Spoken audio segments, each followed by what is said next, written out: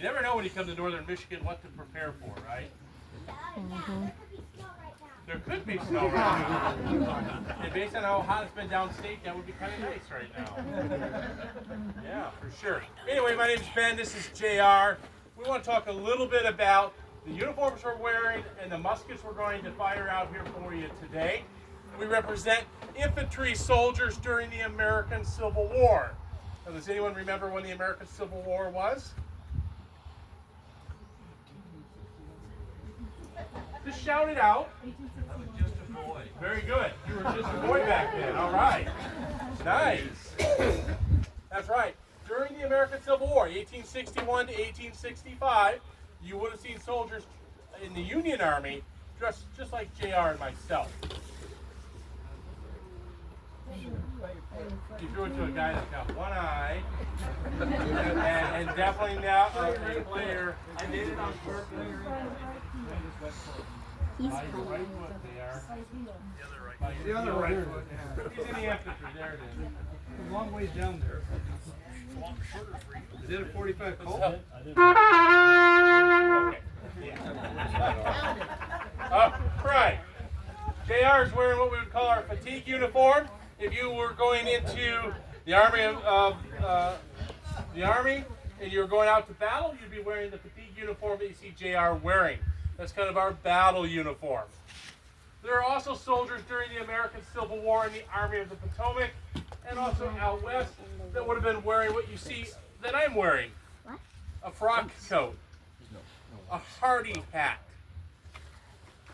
This is also kind of like our dress uniform if we were stationed at a post, a military fort. It's made of wool. It doesn't feel too bad today. But if you've been in some of the hot reenactments and battles we've been in, just like last weekend in Hastings, Michigan, it was a little warm and humid and not so nice in wool. They tell us that it breathes. They lie? I would disagree. I actually, for 7 years, was an interpreter at a historic site wearing wool every day. And a lot of times at the end of the day, I would leave and go home, and I'm sweating just as bad in the t-shirt and shorts as I was in my wool. So, with that said, we're both privates. You can tell that because we have nothing on our sleeves. We have no stripes on the outside of our pant legs. During the American Civil War, we were paid a whopping $13 a month. Not bad. You want a fanfare? Sure. How about that? The rifles we're carrying today, JR has a Springfield rifle, one of the more common rifles carried during the American Civil War by troops in the North. It's a 58 caliber rifle firing a 58 caliber Minet ball or mini ball, which was talked about. Got one here in my pocket that was passed around. These are rifles, they're highly accurate, but we're still fighting like our grandfathers fought in the American Revolution. We're going to do that today when we go out and fire. We'll show you how they stood and how they fought. They fought shoulder to shoulder. Another very common musket during the war would have been something that fired a smooth bore round ball. These rifles were pretty nice when you got close to the opponents. If you've ever maybe fired buckshot before, a lot of times there would be a round ball like this and 3 or 4 littler balls with it. It's great for anti-personnel when you get close. I have an infield rifle. This was an import from Europe. Both the North and the South used infield rifles during the war as well. Whoa. These are single shots, meaning that you fire one shot at a time. Our presenter before we came out was talking about the Spencer and about how they tried to restrict the access to weapons that could fire multiple rounds at one time. That's all about controlling fire. You see, we fought in Napoleonic tactics, shoulder to shoulder. And we would march across the field, and we would fire at our opponents with the idea that we would send lead downfield and we'd be able to wipe out large groups of people, the same way our grandfathers fought during the American Revolution. Now, the smooth bore musket is accurate to 75 to 100 yards. The Springfield or infield rifle are accurate to 300 to 500 yards. So I want you to think about that as you march across the field carrying a musket that weighs 10 pounds. Okay? And also think about the old saying of our grandfathers, fire when you see the whites of their eyes. We're not getting that close during a lot of Civil War combat. We're going to go out and fire some rounds for you. We'll talk about each one of those as we fire. Couple warnings. This will be loud. Not nearly as loud as the cannon. You will want to plug your ears, okay? We don't want anyone to go home deaf after our demonstration today, like some of the artillerists around here and JR. Okay, we're gonna go. We're gonna just clear our rifles first, make sure they're clear. We're gonna pop caps. Caps are just like you remember as a cap gun. They're brass. Inside is a little bit of fulminate of mercury. As the hammer of the rifle strikes that cap, it will shoot a spark into the breech of the gun, igniting the black powder. To load this rifle, a soldier would reach into their cartridge box. They would pull out a cartridge that contains the black powder and the bullet. Today we are not firing live rounds. You would take that piece of paper, you would put it between your teeth, and then you would tear it. Then you would dump it down the barrel, remove the ramrod, and ram it home. A good soldier could fire 3 shots in a minute. Please don't time us today. We've been in the car for the last 10 hours trying to get here. So That's what helps ignite the gunpowder. all right. Yeah, for sure. We came up here because we heard it was going to be cooler. All right, we're going to go out. We're going to fire. We'll form up in what we call ranks. There'll be a front rank and a rear rank, and we'll talk a little bit about that out here. Yeah, that'd be fine. Okay, JR will be the front rank. He's going to be in front. Okay. Can you handle that? Or do you want me to be in front? I'll do it for the team. Okay, thank you. I'll be in the rear rank.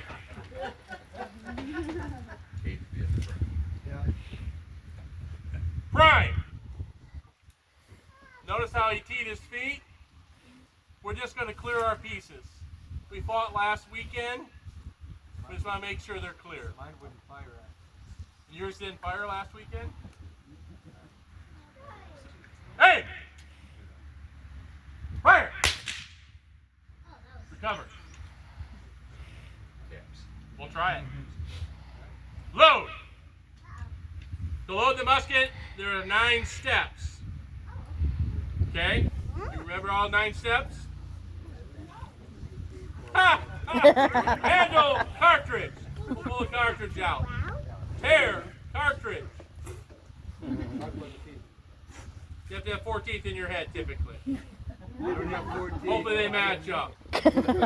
Charge cartridge. We're going to ram the paper down with the bullet. The cartridge historically would have been covered in like pork fat as a way to lube. Now we're going to ram. We're kind of going ahead of our steps. Return rammer.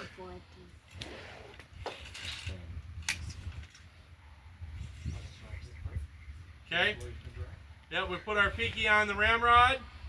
So we have a nice little stain of rust on the end of that. Try to keep your hand away from the end of that muzzle. Get ready. We're going to get ready to fire.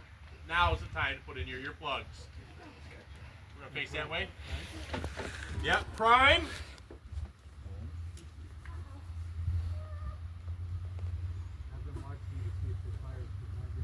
Yeah, we'll need your help. We're not sure if JR is going to be able to fire. Ready. Hey. Fire. Load. Yeah.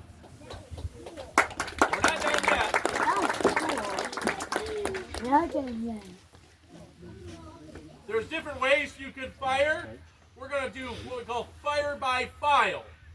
in the American Civil War, a company of men would have been 100 guys at the beginning of the war. A regiment would have been 1,000 guys that would have left from their small towns across Michigan, Indiana, Ohio, even in the South. By the middle of the war, for the summer of 1863, the average regiment in the Army of the Potomac had almost 350 men. Guys got sick, they died, deserted, got injured in battle. The number one killer of a Civil War soldier had nothing to do with firearms. A young man could. Matter of fact, you can relate to the Civil War soldier because all of you have had, what was that number one killer? Diarrhea. Okay? Dysentery, bad water. Or, okay, you played the game. Yeah. Is that the greatest game? No. Diarrhea is not fun. Yeah, you do lose everything. Yeah, for sure. Who knew it was an Olympic sport? Okay. Right. Hey. Remember, by firing by file, that allows us to continue to fire all the way down the line. So these two guys, stop. These two guys are going to fire. Two guys next to us are going to fire all the way down. By the time the end of the line is done firing, JR and I can then fire at will. So we're keeping lead going downfield at the Confederates. I don't think they ever made it this far north. You ready? No, we're going to fire by file. Okay. Ready? Okay. Fire! The next rank would fire, the next rank, and then we will do what we're going to do now. Fire at will. So that's not will by name. That just means we get to fire without having to command. So we would load as quickly as possible through this process. Remember, we said a good soldier can fire how many shots in a minute? Three. Don't time us. We're in the Union Army. Ooh, bad joke. Sorry. What's the bad joke? We'll be home by tomorrow tonight. Yeah. All right. Coming over.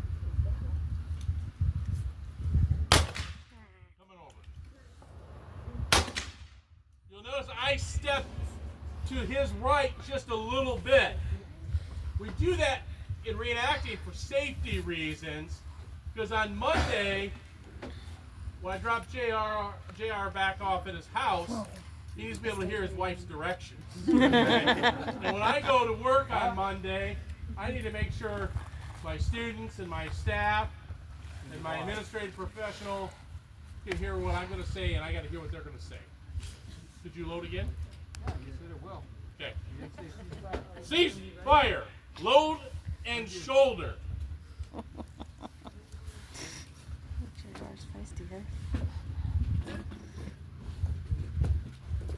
Any questions? Did you order arms? What's that? Did you order arms? No. Just imagine hundreds or thousands of these going off on a battlefield in Pennsylvania, Maryland, Virginia, Tennessee, all over.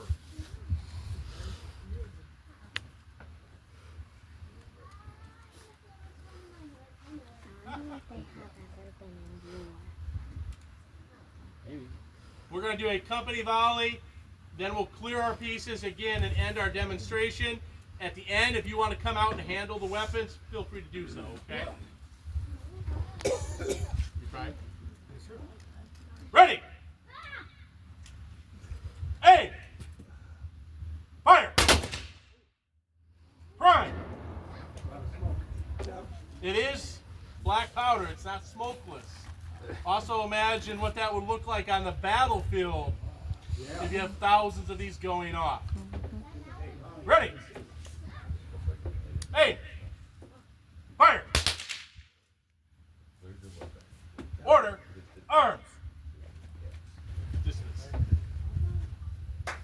Yeah, we got it. JR's going to